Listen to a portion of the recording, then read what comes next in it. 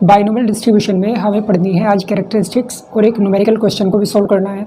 तो सबसे पहले इसकी कैरेक्टरिस्टिक्स की बात कर लेते हैं। जो इसकी पहचान है, जो इसका आइडेंटिफिकेशन है, उस आइडेंटिफिकेशन में कौन कौन सी क्वालिटीज़ हैं उसकी बात कर लेते हैं। Binomial distribution is a discrete distribution. Binomial distribution जो है एक डिस्क्रीट डिस्ट्रीब्यूशन है जिस इनकी वैल्यूज़ जो होती हैं वो लिमिटेड होती हैं और फिक्स्ड होती हैं। और दूसरी बात इसमें यह है कि इसमें दो इवेंट्स हो सकते हैं, वो हो सकते हैं फेलियर। ये इसकी जो सेकंड वाली जो एक क्वालिटी है वो ये है कि इसमें दो इवेंट हो सकते हैं, सक्सेस और फेलियर। तीसरी चीज़ है इसमें कि जो सक्सेस होगा वो यहीं पे चलो बता देता हूँ मैं। सक्सेस को हम यहाँ पे P से रिप्रेजेंट करेंगे और फेलियर को यहाँ पे Q से रिप्रेजेंट करेंगे। तो यहाँ पे हो जाता है value of P and Q, इसको हम कह सकते हैं value of success and failure are depends on N। N का मतलब क्या है? Total outcomes. तो जो N की वैल्यू है उसके ऊपर डिपेंड करती है P और Q, यानी फेलियर और सक्सेस डिपेंड करता है। If value of P and Q, यानी कि P एंड Q सक्सेस और फेलियर की value, if value of P and Q are equal, so distribution is normal. यानी अगर P और Q की वैल्यू अगर इक्वल है तो हम कहेंगे कि डिस्ट्रीब्यूशन जो है वो नॉर्मल है। इसको हम ऐसे कह सकते हैं कि अगर P और Q की दोनों वैल्यू अगर इक्वल हो जाएंगी तो डिस्ट्रीब्यूशन कुछ इस तरह से हमारे सामने आ जाएगा, इस तरह से वैल्यू आ जाएगी। तो ये नॉर्मल डिस्ट्रीब्यूशन हो जाता है जहाँ पे 50% वैल्यू इधर होती हैं और 50% वैल्यू इधर होती हैं। ये इस तरह से नॉर्मल डिस्ट्रीब्यूशन बन जाएगा अगर P और Q दोनों की वैल्यू जो होंगी वो इक्वल होंगी। तो नेक्स्ट जो इसमें कैरेक्टरिस्टिक है वो इसी के ऊपर डिपेंड है कि अगर मान लीजिए P की वैल्यू जो है वो Q से कम है, यानी P जो है इज़ लेस देन Q, तो हम कहेंगे कि जो एक डिस्ट्रीब्यूशन होगा हम कह देंगे यहाँ पे distribution will be negative distributed. ये बात हमें ध्यान रखने वाली है कि अगर P की वैल्यू अगर Q की वैल्यू से कम हो जाती है तो डिस्ट्रीब्यूशन जो होगा वो नेगेटिवली डिस्ट्रीब्यूटेड हो जाएगा। इसी के साथ साथ इसी में आ जाता है कि अगर इसी में आ जाता है फिर कि अगर Q की वैल्यू P से कम है तो इस कंडीशन में डिस्ट्रीब्यूशन हो जाएगा, distribution will be positively distributed.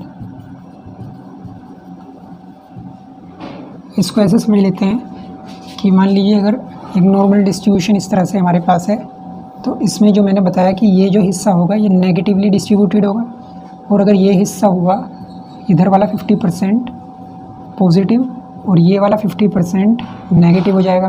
तो इस कंडीशन में तो ये हो जाएगा कि P की वैल्यू लेस देन हो जाती है Q से, तो ये इधर लेफ़्ट वाला जो पार्ट है ये हो जाता है। Q की वैल्यू P से कम हो जाती है, तो इस कंडीशन में ये हो जाता है। इसके अलावा मैं एक और कैरेक्टरिस्टिक्स को बता चुका हूँ, वो ये था कि अगर P और Q की वैल्यू अगर सेम नहीं होती है, जिसके लिए मैंने आपको एग्जांपल दिया था कि मान लीजिए हेड और टेल हमने दो चीज़ें लेनी है, जिसमें मैंने बताया था कि मान लीजिए हेड आया है 268 टाइम्स और टेल आया है 232 टाइम्स। ये अगर आपको याद आ गया हो कि 500 टाइम हमने किसी कोइन को टॉस किया है, तो हम ये कह रहे थे कि मान लीजिए अगर हेड एक्चुअल में आया है 268 और 232, तो अगर हमें इसे बाइनोमियल डिस्ट्रीब्यूटेड इसको करना है तो इसके लिए हमें क्या करना होगा, इसमें n को इंक्रीज़ करना पड़ेगा। यानी अगर हमारे 500 आउटकम्स में से हेड इतना और टेल इतना आ रहा है, तो अगर हमें इसको थ्योरेटिकल डिस्ट्रीब्यूटेड करना है तो थ्योरेटिकल डिस्ट्रीब्यूटेड में हेड के चांसेस और टेल के चांसेस दोनों के होते हैं 50%।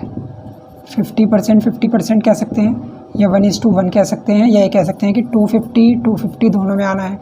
तो अगर हमें इस बात को प्रूव करना है तो हमें क्या करना होगा, n की वैल्यू को इंक्रीज़ करना होगा। इसमें हमें n को और ज़्यादा, यानी कि हमें और ज़्यादा टॉस करने पड़ेंगे, तब जाके कभी ऐसा हो सकता है कि दोनों चीज़ें इक्वल हो जाएंगी। यानी उतना ज़्यादा हम उसमें n की वैल्यू को इंक्रीज़ करेंगे, जितने ज़्यादा इसमें हम एक्सपेरिमेंट को बढ़ाएंगे उतनी ज़्यादा वैल्यू हमारी बढ़ती चली जाएगी कि वो दोनों पॉजिटिव और नेगेटिव वैल्यू इक्वल होनी शुरू हो जाएगी। या ये कह सकते हैं कि जो हमारा इसमें डिस्ट्रीब्यूशन है वो डिस्ट्रीब्यूशन नॉर्मल होने की जो उसमें पॉसिबिलिटी है वो उस डिस्ट्रीब्यूशन की इंक्रीज़ हो जाएगी, कि वो डिस्ट्रीब्यूशन नॉर्मल हो जाएगा। ये इसके कुछ कैरेक्टरिस्टिक्स हैं जो हमने देखी हैं। ये कुछ चीज़ें हमें हमेशा ध्यान रखनी है बाइनोमियल डिस्ट्रीब्यूशन को जब भी हम करेंगे, तो ये इसके बारे में बहुत सारे क्वेश्चन पूछे जाते हैं, नेट में भी इसके बारे में बहुत सारी बातें आती हैं, तो हमें ध्यान रखना है। अब हम कर लेते हैं इसके ऊपर थोड़ा सा और काम, वो ये कि इसमें जो इसकी वैल्यूज़ फाइंड होंगी वो सभी हम कैसे फाइंड करेंगे, यानी P और Q कैसे फाइंड होगा, N क्या होगा, इन सब चीज़ों को हम देख लेते हैं कि इसमें बाइनोमियल डिस्ट्रीब्यूशन में जब हम निकालेंगे, इसमें डिविएशन जब निकालेंगे, इसमें मीन, तो किस तरीके से इसकी वैल्यूज़ फाइंड हो सकती हैं, इसको देख लेते हैं। अब हमें पढ़ना है इसमें constants of binomial distribution. Constants को देखना है, यानी कि जो इसमें जो रिप्रेजेंटेशन होगा वो किस तरीके से वैल्यूज़ फाइंड की जाती हैं। तो वो कॉन्स्टेंट्स कौन कौन से हैं उनको देख लेते हैं। सबसे पहले इसमें आता है x बार, या जिसको हम कहते हैं मीन।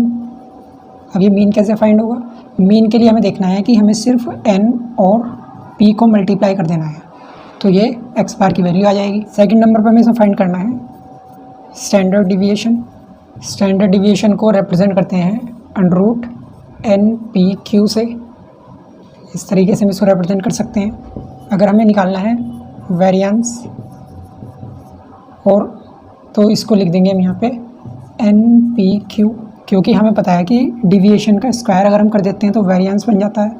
डिविएशन का रिप्रेजेंटेशन हम किस तरीके से करते हैं, उसके लिए एक साइन इस तरह से होता है, ये डिविएशन का साइन है, और वेरिएंस का साइन इसी का स्क्वायर हो जाता है, तो ये बन जाता है तीनों के तीनों इसके कांस्टेंट्स। ये हमें यूज़ करने पड़ते हैं न्यूमेरिकल क्वेश्चन को करते हुए। तो अब जब हम न्यूमेरिकल क्वेश्चन करेंगे तो हमें इसकी ज़रूरत पड़ेगी, तो इसको हमने इसलिए समझ लिया है कि हम कौन कौन सी चीज़ें इसमें फाइंड करने के लिए हम क्या क्या यूज़ कर सकते हैं। अब इसको कर लेने के बाद हम देख लेते हैं कि एक न्यूमेरिकल क्वेश्चन जिससे हम समझ जाएँ कि कैसे हम बाइनोमियल डिस्ट्रीब्यूशन की किसी प्रॉब्लम को सोल्व कर सकते हैं। एक्सप्लेन दी बाइनोमियल डिस्ट्रीब्यूशन, और ये प्रॉब्लम दे दी है 128 × 1/2 + 1/2 पावर 5। अब ये जो सारी वैल्यूज़ दी गई हैं इसमें कुछ और नहीं बताया गया है, तो हमें इसे अपने पास से ही सारी वैल्यूज़ को लिखना पड़ेगा। ये जो यहाँ पे 128 है इसको हम रिप्रेजेंट करते हैं कैपिटल N से, ये 128 हो जाता है। जो फर्स्ट वाली 1/2 है इसको हम कहते हैं, क्योंकि दोनों चीज़ें सेम है, तो यहाँ पे P = 1/2 और Q = 1/2 दोनों सेम आ जाएगा। और ये जो 5 है ये हम कहते हैं स्मॉल n = 5। अब जब हम इसको एक्सप्लोर करेंगे तो यहाँ पे फॉर्मूला अप्लाई हो जाएगा Q + P पावर n। तो इस चीज़ को लिख सकते हैं यहाँ पे n × Q + P पावर, तो ये इक्वल हो गया है इस चीज़ के। अब इसको जब हम एक्सप्लोर करेंगे तो एक्सप्लोर करने के लिए हमें क्या करना पड़ेगा, फॉर्मूला अप्लाई होगा यहाँ पे NCR P power R × Q power n-r, ये फॉर्मूला इसका होता है। अब इसको लिख लेते हैं। सबसे पहले 0 से स्टार्ट होता है, तो यहाँ पे हो जाएगा NC0 यानी कि 5C0 इंटू, अब अगर R की जगह 0 है तो P के साथ पावर में 0 आ जाएगा, तो यहाँ पे हो जाएगा 1/2 पावर 0 और इंटू 1/2 पावर 5। ऐसा क्यों हुआ, क्योंकि n की जगह पे हम 5 रखेंगे, r की जगह पे 0 रखेंगे, तो 5 - 0 5 आ जाएगा। अब इसके साथ इसको हम ये भी लिख सकते हैं 5C0। अब ये अगर 0 है r भी, तो n से नीचे वाली वैल्यू कैंसिल हो जाएगी, यहाँ भी 1 बचेगा, और यहाँ पे 1/2 की वैल्यू, तो यानी कि यहाँ पे सिर्फ और सिर्फ बचेगा 1/2 की पावर 5। अगला पार्ट हो जाएगा 5C1 into 1/2 power 1 into 1/2 power 4, क्योंकि एक पावर आ जाएगी p के साथ, तो n-1 करके यहाँ पे 4 आ जाएगा। अगला पार्ट आ जाएगा इसमें plus 5C2 into 1/2 power 2 into 1/2 power 3, ये हो चुका। इसके बाद 5C3 into 1/2 power 3 into 1/2 power 2। अगला step 5c4 into 1/2 power 4 into 1/2 power 1 और लास्ट में 5c5 तक जाएगा ये, plus 5c5 into 1/2 power 5 into 1/2 power 0। तो ये एक्सप्लोर हो चुका है कम्प्लीटली। सबसे पहले मैं आपको बता देता हूँ कि इन सभी के साथ में है हमारे पास कंप्लीट वैल्यू 128। ये अलग से इंटू होना है बाद में, ऊपर जो मल्टीप्लाई में वैल्यू आएंगी बाद में उसको हमें 128 से सबको मल्टीप्लाई कर देना है। ये तो हुआ है इसका ऊपर का काम।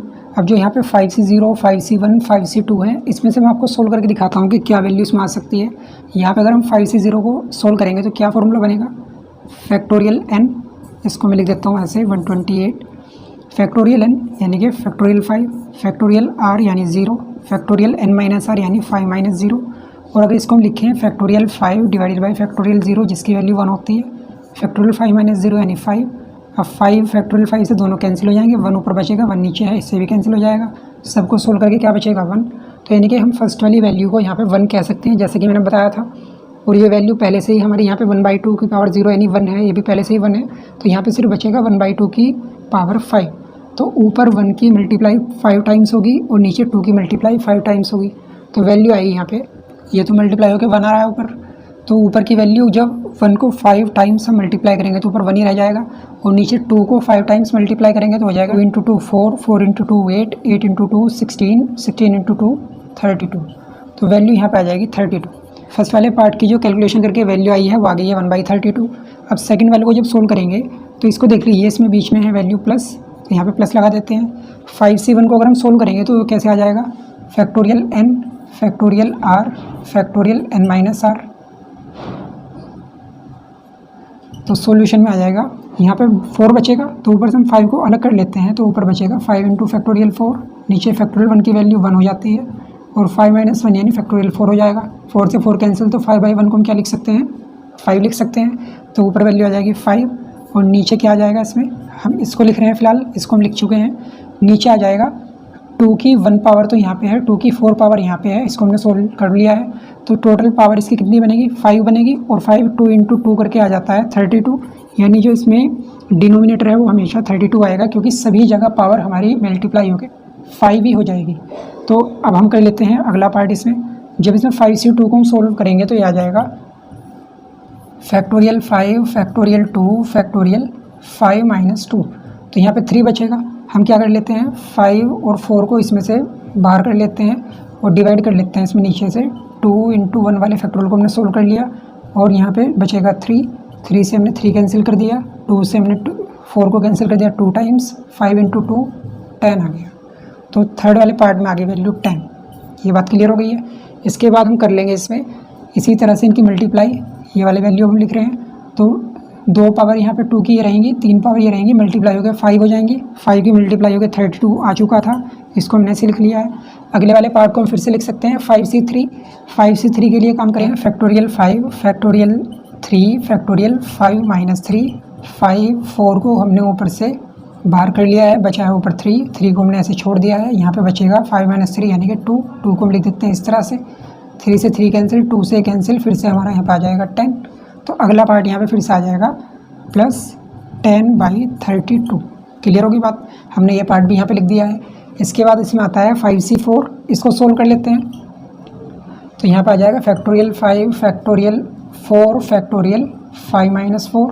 तो यहाँ आ जाएगा ऊपर से, यहाँ तो 1 बचेगा, यहाँ 4 पहले से है, और यहाँ पे हम 5 अगर बाहर कर लेंगे तो ऊपर बचेगा 4। तो यहाँ लिख देंगे 5 into factorial 4 divided by factorial 4 into factorial 1, और फैक्टोरियल 4 से फैक्टोरियल 4 कैंसिल, तो यहाँ पे वैल्यू आ जाएगी प्लस 5/32, क्योंकि नीचे हमेशा हमारी ये 32 रहेगा। अब ये बचता है इसमें लास्ट, इसको भी हमने लिख दिया है 5c5। अब 5c5 को कर लेते हैं। 5c5 में फैक्टोरियल 5 फैक्टोरियल 5 फैक्टोरियल 5 माइनस 5। तो यहाँ पे आ जाएगा 5 माइनस 5 0, 5 से 5 कैंसिल, तो 1/0 यानी कि 1/1, तो 1 ही आ जाएगा। और ये आ जाएगा इस तरह से प्लस ऊपर 1 और नीचे 2 को 5 टाइम्स मल्टीप्लाई करेंगे इस तरीके से। ये तो 1 हो गया है, 0 की पावर की वजह से, और ये भी 1 हो गया है, तो यहाँ पे 1 × 1 होकर 1 ही रहेगा, और 1/2 को 5 टाइम्स मल्टीप्लाई करेंगे तो 1/32 आ जाएगा। तो ये आई है हमारी सारी वैल्यूज़ इसको सोल्व करने के बाद। अब यहाँ पे एक चीज़ ये है कि डिनोमिनेटर जो वैल्यू है वो सब जगह सेम है, 32 सब में सेम आ रहा है, तो हम यहाँ से इसको कॉमन ले सकते हैं। तो कॉमन होकर वैल्यू आ जाएगी 128 × 1/2 इसको लिख सकते हैं, 1/32 इसको लिख सकते हैं। तो 128 × 1/32 इस तरह से वैल्यू हो जाएगी। अंदर वैल्यू बचेगी 1 + 5 + 10 + 10 + 5 + 1, ये वैल्यू बची है इसमें कॉमन लेने के बाद। अब 32 से 128 को अगर हम डिवाइड करना चाहें तो आ जाएगा यहाँ पे सोल्व होने के बाद 4 × 1, यानी कि 4 वैल्यू यहाँ पे आएगी, और ये अंदर है 1 + 5 + 10 + 10 + 5 + 1, ये हुआ है। अब जो इसकी वैल्यूज़ आ जाएंगी उसको हम लिख सकते हैं फ्रीक्वेंसीज़। कौन सी फ्रीक्वेंसीज़ हैं? ये एक्सपेक्टेड फ्रीक्वेंसीज़ हैं। बाइनोमियल के थ्रू करना ये है कि 4 से सभी फ्रीक्वेंसीज़ में मल्टीप्लाई करना है। 4 से 1 में मल्टीप्लाई करेंगे तो फर्स्ट वाली फ्रीक्वेंसी हो जाएगी 4, यहाँ पे प्लस नहीं लगाना है। इसके बाद 4 से 5 में मल्टीप्लाई करेंगे तो हो जाएगा यहाँ पे 20।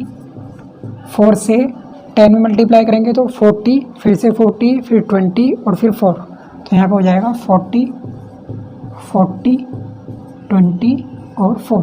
तो ये आ गई हैं वैल्यू।